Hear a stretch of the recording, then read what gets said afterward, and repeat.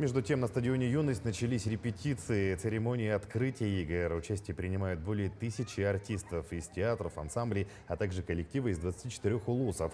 На торжественной церемонии открытия планируют показать российскую Арктику под девизом «Многонациональная Россия. Духовные скрепы страны». Ее олицетворение – 7 детей, которые путешествуют по арктической вселенной.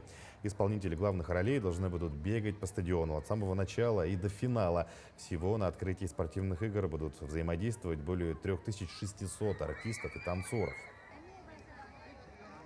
С сегодняшнего дня начинаем ставить большие танцы, большие действия, которые происходят на стадионе, а потом будем их сводить с декорациями. Декорации у нас большие, огромные.